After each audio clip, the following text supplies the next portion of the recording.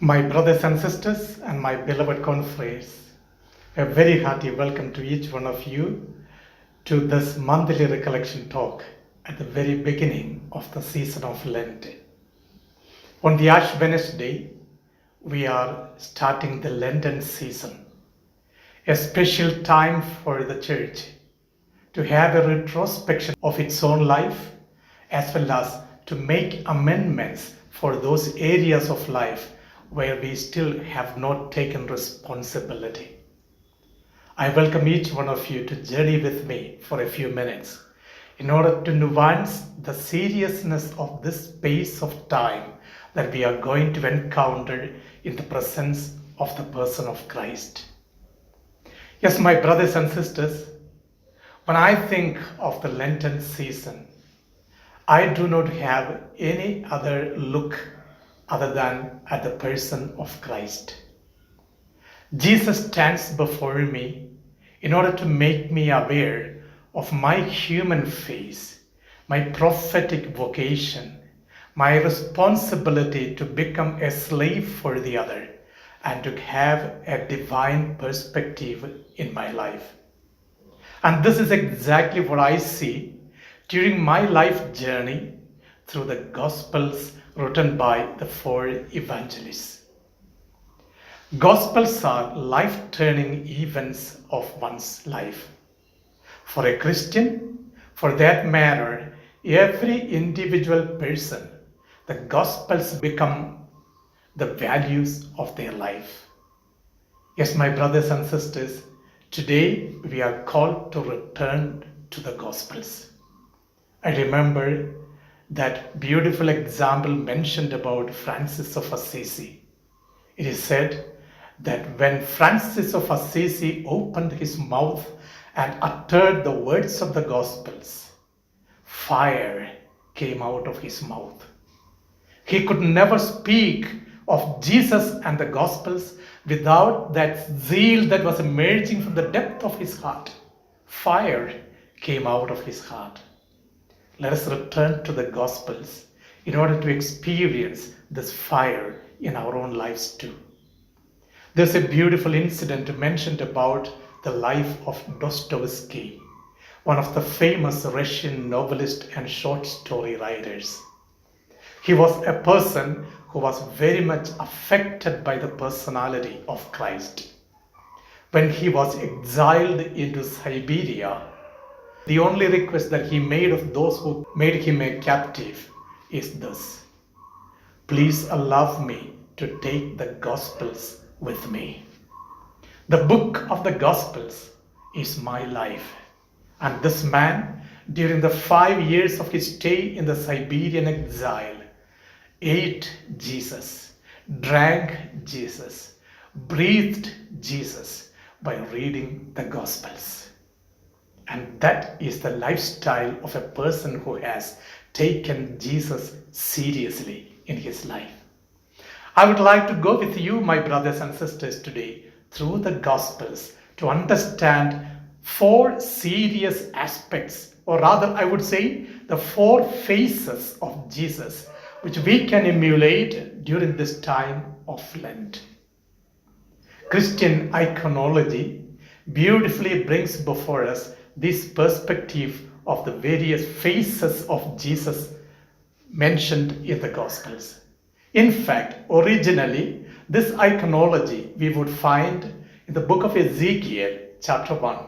Later, we would also find the same iconology, once again known as the tetramorph, in the book of Revelations.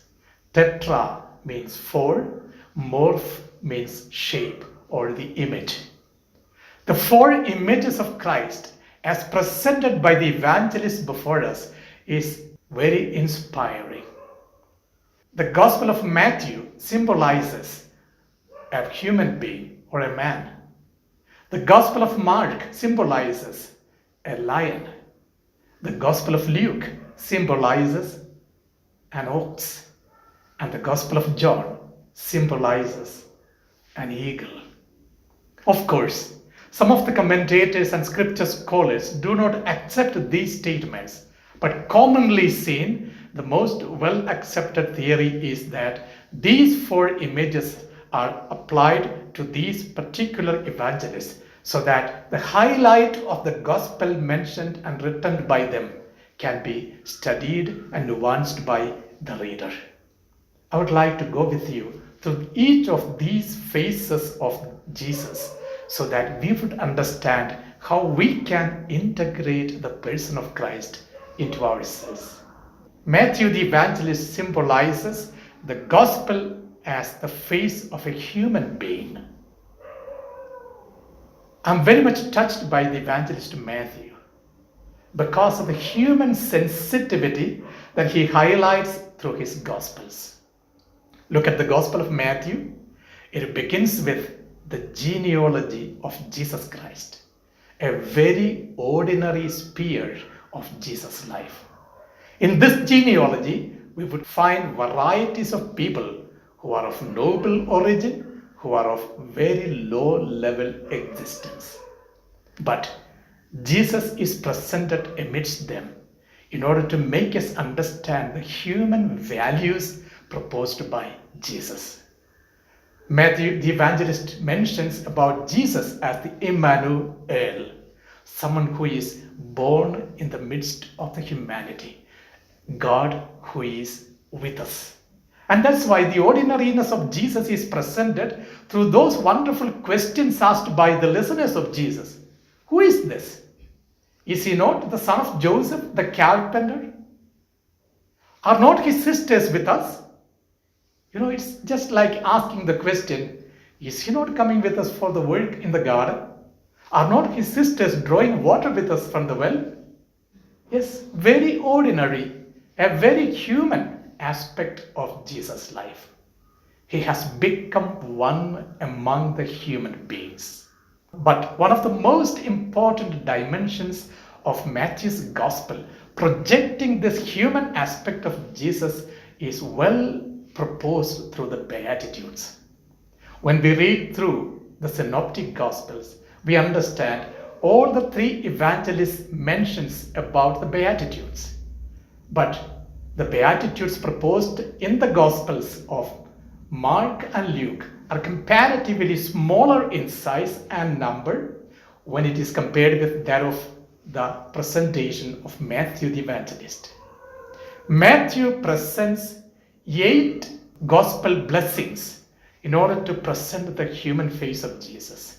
In the Sanskrit language, it is known as the Ashta Saubhagyangal, 8 blessings.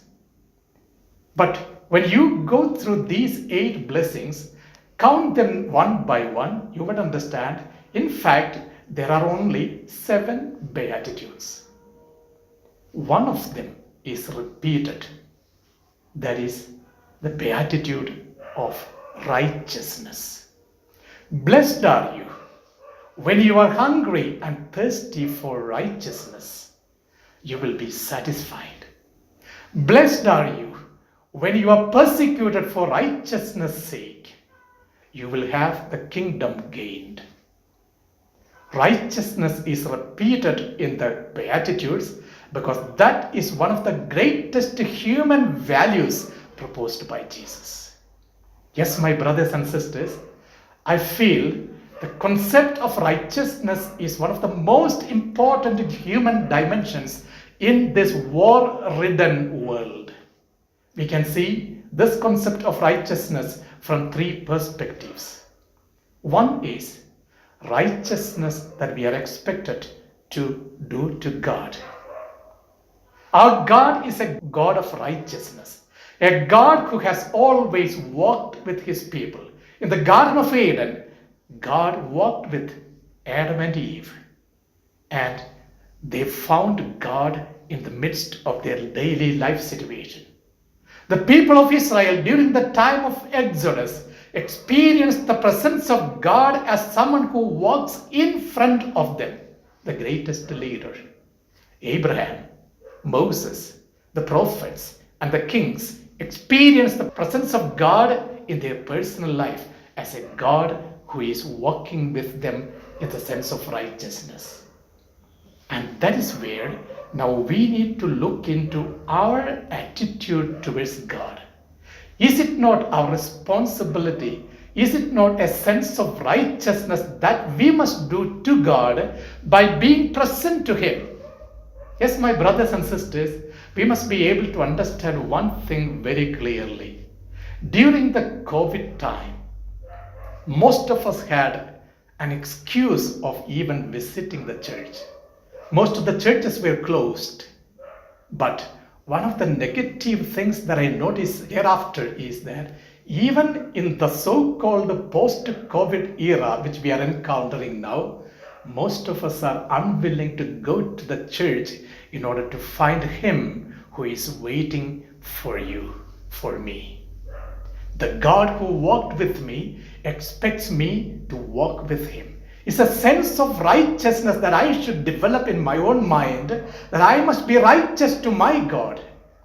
What about my family prayer, my community prayer, my personal prayer and time that I dedicate to meet with my God? Do I encounter my God in the sacrament of the Eucharist, in the sacrament of confession? The constant necessity to encounter God is a sense of righteousness that we must develop within ourselves. We must be righteous to God. A second dimension which I find of this human aspect of our growth through righteousness is the righteousness that we need to show to others. Look at the international world today. We are affected by a war-ridden world. Russia against Ukraine. The top level leaders and governmental powers always speak about their right and their duties. But one thing is very clear. The ones who are most affected by war is the ordinary people. Even when those who wage war speak about the truth or the fact that the civilians will never be affected by this war, we know the catastrophe that is brought to the civilians, the ordinary people, day in and day out. How much we cry today in India when 15,000 of our own people are stranded in Ukraine. How much our governmental powers are being mobilized in order to bring them back home. How many parents here in India are at pinpoint waiting eagerly for the return of their children. But we shall not forget about those 365,000 of people who are migrating from Ukraine today to different bordering countries around it. People who have left behind their possibilities, their possessions, their families, their wealth, their cultivation, and their home. Yes, my brothers and sisters, righteousness is no more existing in human relationship. Look at the way we are dealing with this kind of a unrighteous situations which are emerging in the world today. Why to go to the international level? Look at the national level of existence here in India today. Many of our states are going for elections these days. And we know what is the freebie being thrown by the leaders of our time. You will be given free electricity. You will be given free water. You will be given everything free. But the ordinary people struggle to live their day and night with the dream of having a wonderful life. Yes, my brothers and sisters, we need to understand one thing. Doing justice to other people is a responsibility. People need to be taken into consideration. To that extent, their well-being should be the sense of righteousness that we promote within ourselves and in our relationship with the other. Let's return to our own domestic, family, and community life situation. Are we able to respect the other in the family? One thing I find most difficult to accept is the way we treat our women in our families. I always say our mothers are machines which turn 24 hours a day. Work, work, and work. This is the custom and traditions that they have learned. But a word of compassion, a word of understanding, a sense of belongingness that we show to them will be the greatest reward that they would always enjoy in their personal lives. Are you righteous to others? Thirdly, be righteous to yourself. Never curse yourself because of the way that you are living your life, the way that you are created, the shape and the color that you possess. God has a plan for you, and God has made you the most beautiful image in His own image, so that you are able to live your life beautifully. Accept yourself. Be righteous to yourself. Yes, my brothers and my sisters, the vocation to become human, as proposed by Matthew the Evangelist, is the greatest responsibility that we need to develop during this season of Lent. Let's move to Mark the Evangelist. The Gospel of Mark the Evangelist is symbolized by a lion, the king of wildlife. And lion is always symbolically considered to be a very cruel animal. But much above, its prophetic dimension is highlighted by Mark the Evangelist. In the Bible, we hear about the Lion of Judah. King David and King Solomon are projected as the lions of Judah. One of the greatest aspects of their life was the courageous witness that they lived in their contextual situation in order to promote justice and righteousness for the people.